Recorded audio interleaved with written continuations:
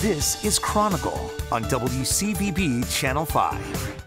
Remembering the big one, the blizzard of '78. The storm claimed 54 lives and caused $1 billion in damage. The people who lived through it. It was a horror scene to see the Atlantic Ocean streaming into your backyard. And the man who saw it coming. We think it's going to be a big one.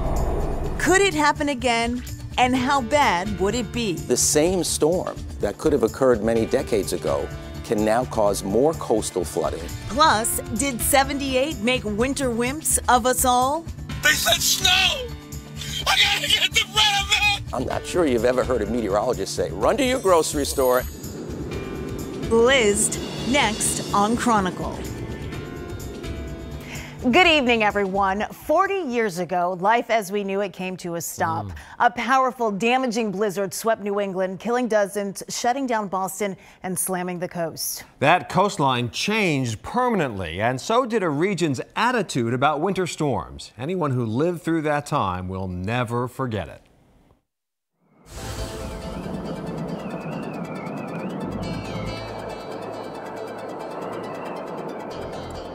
It was the storm of the century. The blizzard of '78 dropped more than 2 feet of snow on the Bay State in 32 hours.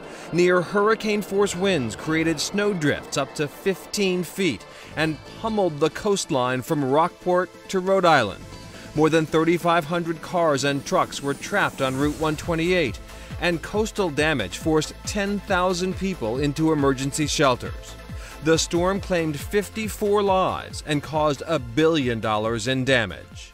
You will not find one more classic than this, even in a textbook. We have an intense coastal storm now about 200 miles off the Maryland coast. Its central pressure is dropping quickly. It'll probably get close to 29 inches. Back in '78, forecasting the weather was no easy task. Some weather services predicted snowfall amounts of about 6 inches, but others took a bigger leap. Those of you who think we're going to miss it, forget that idea and throw it right in the garbage, because we are going to get it. A young meteorologist in his freshman year at a Boston television station was able to warn his audience about the storm 36 hours before it hit. Computer models were still in their infancy back then, so Harvey Leonard went with his gut and some common sense. I remember Thursday night being on the air and talking about a possibility of a major snowstorm at the beginning of the following week, and Friday night I was talking about it more.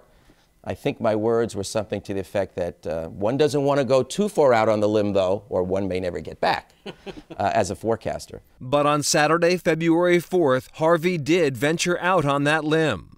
What's going to happen is a tremendous amount of energy in high levels of the atmosphere pouring down to the southeast will really enhance the development of this storm, and that's the one that we expect to come up the coast in a fashion something like that. With all the cold air that's over us now, unquestionably the bulk of this storm has to be in the form of snow. We think it's going to be a big one. Late on Monday, February 6th, the wind-whipped snow began to fall at a staggering rate. Soon it would wreak havoc inland and crush the coast. I really did not envision the degree of damage and destruction and devastation that happened along the coastline. I think the whole tidal situation was probably the most under-forecast of the storm. A slow-moving storm, high winds, 4 consecutive high tides of a new moon. The result? Chaos in the towns hit hardest: Scituate, Hull, and Revere. It was a horror scene to see the Atlantic Ocean streaming into your backyard and onto the side streets. It was truly a horrifying experience.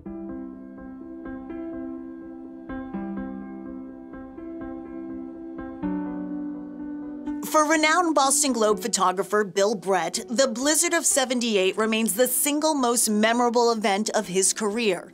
For days, he and several of his colleagues lived out of a Howard Johnson's motel by the expressway. We didn't want to be in a position that we couldn't get out.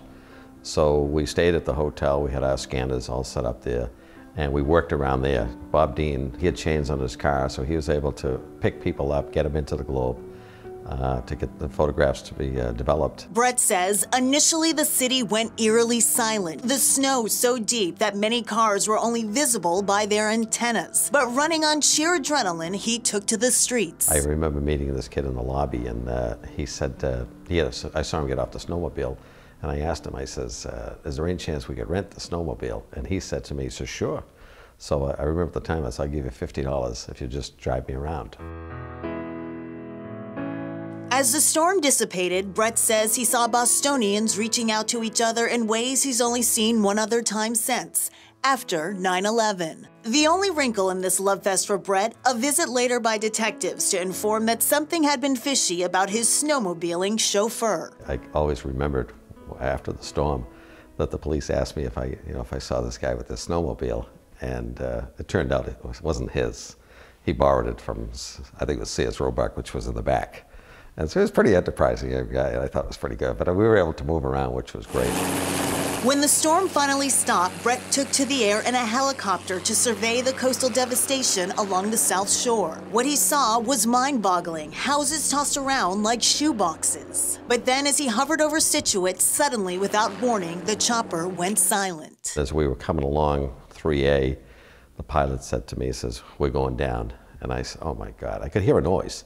And we were down in seconds, but we bounced because there was so much snow. We landed right behind the Scituate police station. We just kept bouncing. It was unbelievable. Wearing loafers, Brett trudged in chest-deep snow to the police station, while the pilot jerry-rigged a snap belt so that the chopper could take off again. We were real low. We hovered all the way back to the Globe. We dropped on the Globe.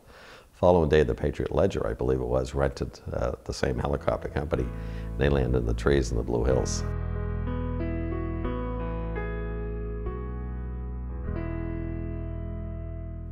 Bill Brett, great photographer, great friend to a lot of us, and did a great job capturing the blizzard of '78, and always a busy guy. Yeah, very busy. Actually, he will publish his 6th book in May. It's called Boston Game Changers, and he profiles various people in the Boston area that are making an impact on the community. And clearly his images are unbelievable. Up next, it's the only question that matters about the blizzard of '78. Would it be worse, do you think, today?